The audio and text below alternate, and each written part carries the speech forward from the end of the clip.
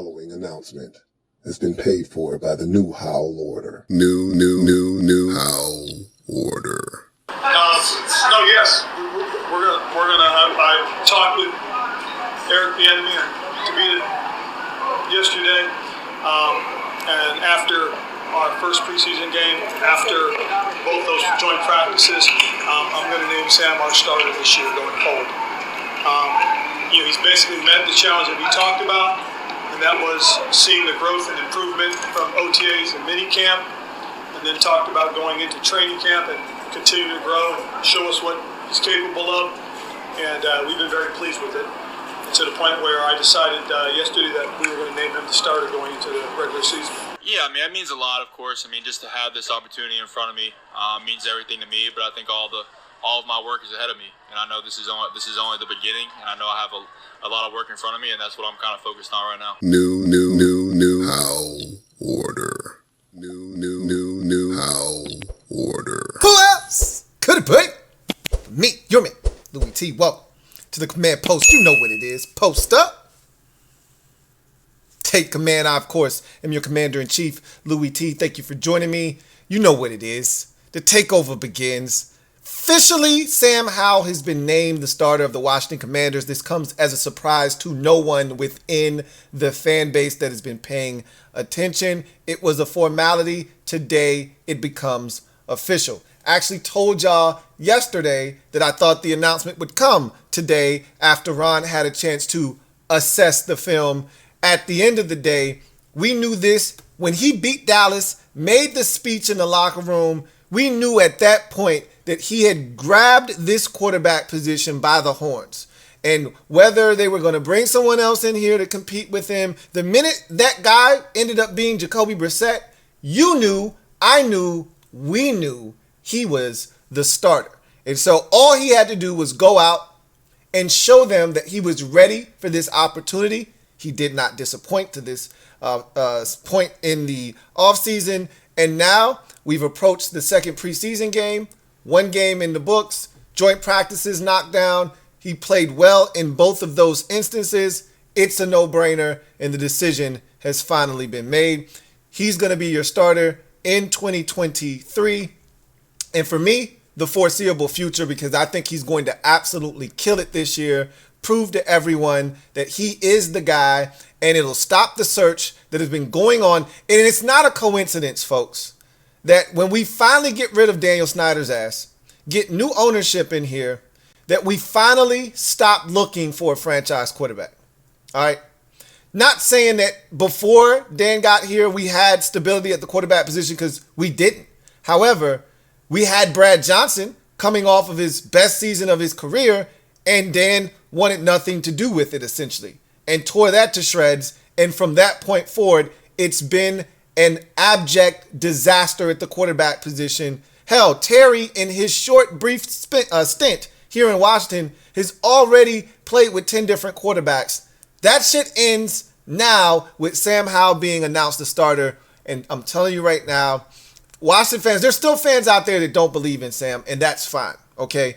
I'm not going to talk your head off about what Sam is or isn't going to do and who Sam is or isn't going to be as a quarterback. I'm going to let Sam do the talking on the field, because that's the only thing that's going to convince you in the long run. And all those people out there that think Sam Howell stinks and won't finish the season as the starter and thinks Jacoby Brissett is the better option, which is asinine to me. But at the end of the day, this is the right move, and it will prove to be huge in the dividends department for this football team moving forward. It's the biggest news of the weekend. Nothing can trump the fact that he's finally been named starting quarterback. And now we can start to go and talk about other things that are of substance to me, because again, this was a non-issue. It used to bother me that people would try to act as if Jacoby Brissett ever stood a chance at starting. You know, when people would just kind of dismiss Sam Howell, Jacoby Brissett's going to end up starting. It used to get my blood boiling, right? Because I'm like, you have no idea what the hell you're talking about. But that's what people wanted. They wanted a reaction. I ain't going to give them the satisfaction. What I'm going to give them is this new Howell order and let them know that the game has changed and we about to start wrecking some shit in the NFC East because we finally got a quarterback. All these years, these teams been getting off easy. They've been getting off soft because we didn't have a quarterback. That shit ends. The Giants beating us with Daniel Jones, that shit is over with. We got a quarterback now. The only reason they've been beating us is because he's been taking advantage of Kyle Allen and Case Keenum and Dwayne Haskins and shit like that. Man, he rest in peace. They've been taking advantage of Taylor Heineke and the bullshit we've been putting on the field. Well, that's over with. Now, the NFC East will see what we've been over here building for the last 4 years. Now, the rest of the league is going to see what we've been building for the last 4 years. We got a real roster. It's not finished yet. Okay? We got a real quarterback. He's not finished yet. They're both works in progress. But the steps that we've taken will be noticeable. And so I'm so excited about this announcement so that it can just put all of that to rest. And now we can focus on what's important. And that's finish building this bully, right? Finish building this 53-man roster that's going to be smacking teams in the mouth this season. And get ready to start what I think is going to be a fun-ass ride in 2023. New ownership, renewed hope and excitement, and a brand new quarterback to lead us into the future. What more can I say? I'm excited. So, Ron talked about Sam and why he announced that he was the starter for the season and all the things that he had done to this point and all of the things that they needed to see from him and he has shown them. And he also said that Sam's playing on Monday, which I told you guys that they were, because they're not playing in week 3 of the preseason. None of the starters will be. So it's a no-brainer. And that's part of the reason why the joint practices being so early in the week were important, because it gave them an opportunity to allow the players to, rest up their bodies, the ones that really engaged in physical contact, because the quarterback wasn't being touched. So this isn't for him. It's more for the offensive linemen, the defensive linemen, guys that were actually, taking part in contact throughout the week. They needed to have their bodies be able to regenerate.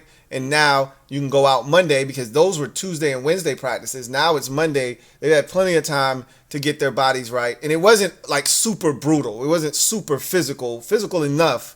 But now they can go out and play their little quarter and a half, play their couple of possessions, whatever it is. They just want to go out there and look sharp for however long they're out there on the field, and really ride that wave of momentum into week 1 against Arizona. They're walking into a buzzsaw that they have no idea what is in store for them. I want to say I feel bad for them, but I don't. It could easily turn into a 40-burger and a party in week 1. Now, in past years, I would say that, and then we would get to week 1, and we would sweat out a 22-17 victory. Normally, that's how the shit goes. I don't think that's what's going to happen this year. I really, truly don't. But we'll see. At the end of the day, I'm excited about the announcement. But again, it was a formality. We knew this was coming, so this is a surprise to no one that's been paying attention. But it's something that I've been waiting on so that I can move on to more important matters. You get some of these publications out here. Well, did you hear what Ron Rivera said about Jacoby Brissett? Yeah, I heard that. Come on, bro. I'm trying to tell y'all, it ain't nothing to see here. Move on. Now I don't have to do that. Let's focus on this 53-man roster. Something else interesting came out. I know this means a lot more to me than it probably does to you, but anyway, I want to talk about it before we get out of here because I don't want to keep you here long. It's Friday, and I know you got shit to do, and I'm not going to hold you up. So the jersey schedule was released. I like to do this. I did it last year. I'm doing it again this year. Let's take a look at the jersey schedule. And so Washington wearing their burgundy jerseys this year will be the primary home uniform. Last year, I think the primary home uniform were the white unis. The burgundy tops are going to be the primary uniform. Now, What it doesn't specify is what pants they'll be wearing with each ensemble, because there were certain games last year where we went Berg on Berg. There were certain games where we went Berg and white. And so we know the jerseys. We don't necessarily know the pants, because you could easily go white jerseys, burgundy pants. Generally, we get that on the road. When they decide to go white jerseys at home, it's usually white on white. But when we go white jerseys on the road, like we will be, I think week 2. No, okay, because we don't control the roles, so they're not going to put that up here. But my guess is Denver will be wearing their orange jerseys or blue jerseys at home in week 2, for instance. We're probably going to wear white tops and burgundy bottoms. We do that on the road quite often. So we'll see. Anyway, week 2 against Baltimore, Monday Night Football, we'll be wearing the burgundy jerseys. My guess is burgundy on burgundy, Berg on Berg. If that's the case, I still don't think we've won a game with the Berg on Berg yet. And so if we're looking to break the Ravens streak, we probably need to wear burgundy tops, white bottoms. At some point, we have to win a game in the Berg on Berg in order to break the curse. I'd like to do it in the preseason, so it's not something that's hanging over our head as we head into the regular season. But we wore the Berg on Bergs against the Giants in that pivotal Sunday night game, and we came up short. And every time we wear the Berg on Berg, we come up short in a pivotal game on a primetime stage, it feels like. At some point, we've got to break that cycle. Why not do it in week 2 of the preseason against the Ravens and snap their 24-game preseason win streak in the process? That'd be great. So burgundy jerseys are going to be the primary home uniform. As you can see, that's the jersey we're going to be wearing more than any other jersey this season at home. That said, week 3 against Buffalo, we'll be wearing the burgundy jerseys.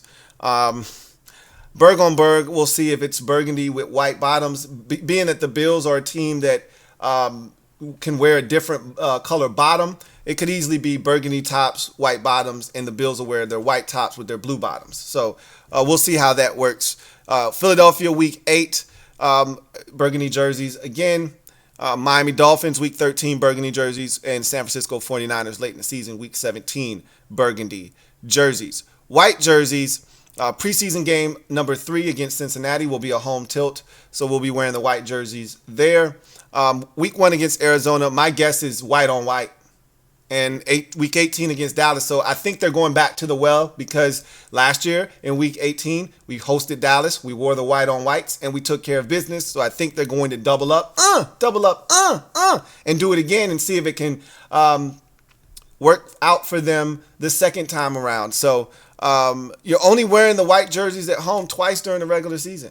So for all of you purists out there, you traditionalists, that's not what you want to see, because in the Joe Gibbs championship era, it was always white tops, burgundy bottoms at the crib. And obviously, they're going in a different direction from that, which I don't mind. Forge your own path, and create a new identity. So let's see if they can't start winning with the burgundy jerseys at home being the primary colors. And then the black jerseys are going to be worn twice, once. And I'm anxious to see how this turns out, because week 5 is the first time that we'll have a chance to wear the black jerseys at home in a primetime spot. Can they form a blackout? Will they call for a blackout? Because last year we tried to start, I remember on this channel in particular, trying to promote a blackout when they finally wore them at home against Minnesota. And from what I was told, people didn't follow directions. They didn't call for a blackout, though. They just painted the end zones. The logo in the center of the field at midfield was black. They did everything they could, but the fans didn't really follow directions. Or in their minds, they didn't say, hey, they're wearing a black jersey, so I should wear just black, right? Hopefully, like the Giants did last year in week 5 against Dallas, their head coach wrote a letter to season ticket holders saying, hey, we're going with the white out. We're white. We're wearing our white throwbacks. Hey, we want you to show up and support. Wear white. Hopefully the team gets it, understands that this is a real opportunity to make these black jerseys look dope and have an environment that is intimidating and menacing. Chicago Bears are coming to town. Make it a blackout. Thursday night football, big stage. Everybody's going to be watching. I think this is actually Monday night football, okay? Our Thursday night game is against Dallas on Thanksgiving. So Monday night football, Chicago Bears come into town, have everybody wear black, and make it a point of emphasis. Let everybody know it's a blackout. Paint the end zones black, do the midfield thing, and let's see if we can't really make FedEx look like a real home field advantage in week 5. And then week 11, Giants. We went Berg on Berg against the Giants in the second game. Last year it didn't work out for us. We're going to go black jerseys this time and see if we can't get the dub against the Giants. This will be the second and final time we play the Giants in 2023. So hopefully we'll be going for the sweep by the time we're donning the black jerseys for the second and final time in 2023. So that is the schedule for the jerseys at home. Obviously, we don't know what they'll do on the road. They don't dictate what happens on the road. The home team gets to pick what they're wearing, and then you have to adjust accordingly. So we know the schedule when they're at home this year. We'll see what happens when they're on the road. I'm excited. I'm ready for us to win a game in the Berg on Bergs. It's getting old now, and I'm sick and tired of being sick and tired. I can't speak for you, but this is getting out of hand now. This goes all the way back to like 2008 when we first wore the burgundy on burgundy jerseys. We've got to break this curse. I think 2008 was the first time we did it. We haven't won a game. I can't remember us winning a game with burgundy on burgundy. This has to end. Let's end it in preseason game number 2 versus the Ravens on Monday night. Wear Berg on Berg and let's see if we can't snap their streak in the process while we're at it. Snap 2 streaks at once. Kill 2 birds with 1 stone. That's what I'm on. Anyway. I don't have anything else for you, man. Oh, I do have. I lied. So, Danny Johnson, I know you guys heard about that whole situation. A lot of you were pissed off. I told you I was pissed in the moment when I saw him slam Danny. I was hot in the moment. So, finding out that Danny suffered a rotator cuff injury because of that, it really pissed me off. But, we're not going to get any revenge on Mark Andrews, and I'm not looking to hurt anybody. That's not how I operate. He's not going to play in this game on Monday, though. So there's not going to be any opportunity for retribution anyway. But they said it's day-to-day. Danny's had a strong camp, and I'm glad to hear that. If this was a serious injury and Danny was going to miss significant time, then I would have had to go, put in a call to the IR, and I was going, and I don't like doing it because I that's the good juju that I've built, but I would have got into my petty bag, and I think I might have picked up the phone, hit my guy IR up, and said, "Hey man, is there anything you can do?" But there's no need for that because I don't want that karma coming back around and hitting us and slapping us in the face. Danny's okay. We're gonna shake that thing off, and we're gonna keep it pushing. And so day to day sounds good to me. Obviously, he won't play in this game. Probably, he's not going to play for the rest of the preseason. But if this isn't an injury that is going to linger and he'll be ready week 1, all's well that ends well. So there was an injury at practice today, minor, a finger for Cole Turner. Left practice briefly, taped it up, came back, finished practice. Again, all's well that ends well. We're going to need Cole Turner. Logan Thomas is ramping up. He was able to do a little bit more on the side field today, so he is getting prepared. He'll be ready for week 1. Barring a setback, he'll be ready for week 1. Chase Young took part in indies. Again, no team drills, no contact for him. So now that makes me feel like he's not playing on Monday night, which is fine. Again, the goal is for him to be ready week 1. They're not going to jeopardize that by putting him in a meaningless preseason game. So he's done for the preseason, if I had to guess. Being that he didn't practice today, and today was not a walkthrough, but it was damn near close, right? So the fact that he wasn't participating today, probably won't participate in team drills tomorrow, leads me to believe he won't be playing on Monday. And again, that's fine. So whomever gets those reps, whether it's FA or it's Andre Jones Jr., take full advantage of that opportunity and showcase what you have. At the end of the day, a lot of guys sat out of practice today. Kendall Fuller, Charles Leno Jr., Andrew Wiley had a sleeve on his knee, all of that stuff. Take care, of the veterans. Make sure everybody's ready to go for week 1 against Arizona. That's the name of the game. The starters will play, in preseason game number 2 against the Ravens on Monday night. I don't think they're going to be in there for very long if they take care of business. If they don't, for instance, the defense had that drive against Cleveland where they essentially gave up a 12-play drive, right down the field and got the goal line stop though. But it was a very productive drive for the Browns. They're not going to be able to get away with that and leave the game on that note, even though they got to stop, which is why they were able to come out of the game.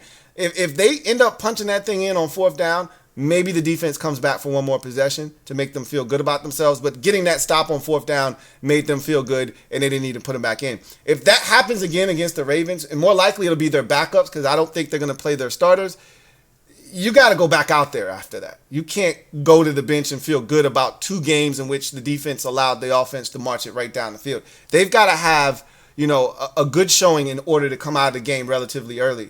I think if you get let's say they get 1 first down and then they have to punt, and then I think you bring them back out one more time, and if that's a 3 and out or another situation where the team has to punt, you're done. The defense is done. With the offense, you just want to see one really solid drive, and if that comes with the first drive, that might be it for them. If it takes them like it did in preseason game 1 against the Browns, 3 drives, then so be it. But you want to see at least one scoring drive, whether it's a field goal or a touchdown. You much rather punch it in. You feel even better about a touchdown drive. Whatever the case may be, I think that's what's going to determine how long they're out on the field in week number 2 of the preseason. But it's good to know that they're going to play these starters. We need to see them again, especially on the offensive side. Get some more reps. Get out there. Continue to build that continuity. Need to see this offensive line continue to gel and grow, and that's what you're looking for. They met the challenge during the week of practice with the Ravens. Now meet that challenge on the field in this preseason game. I know you guys saw the clips of a couple of our tackles, and one-on-one drills can be very misleading. But there were some ass kickings taking place, and I've talked about this already. Roquan Smith kicked our starting running back, Robinson, his ass in one-on-one drills. Brian Robinson got his ass owned in those one-on-one blocking drills. Well, I know you saw the Ravens pass rushers. One of them ran over 79. I know you're probably asking yourself, who the hell is 79? It's Braden Daniels, okay? He's not ready. I told you, he's got to get bigger, more physical, stronger, all that good stuff. I mean, he just ran him over like a Mack truck. And then Andrew Wiley is 71, and the dude put a vicious spin move. I think it was Odafe Owe. Put a vicious, flavor delicious spin move on him. It happens. We're going to have to help Andrew Wiley. I think they understand that. There's going to be they did that in Kansas City, and I think EB was aware of that when they signed him. Like, bro, no worries. He'll be solid over here. We know what we got to do. We'll be chipping on his side. We'll have the tight end line up on his side to make it an even wider rush for the defensive end. We'll have the running back get a piece on the way out. They'll have ways, screens, things of that nature to slow down the rush and help Andrew Wiley, just like the Kansas City Chiefs did. Anyway, I digress. That's going to do it for me, your man, Louie T. Sam Howell officially named the starter. Y'all know what it is. Sam Howell officially named the starter. Let me get one of them stings, man. New Howell order. Yeah. It's on and popping now. The takeover begins. You know what it is. New Howell order. In full effect. Those who don't hear, feel. They're going to feel us starting on Monday night. The world will see it on Monday night. We the only game in town. And from there, we on no way up. We on no way up. You know what it is. Until then, I'm your man Louie T signing off. You know what it is. Post up. Take command. Enjoy your weekend. Have fun. We'll reconvene on Monday night. That's right. Commanders take the field against the Baltimore Ravens in a really, really intriguing preseason game. Bart Scott can't wait. See you then. LouieTeeNetwork.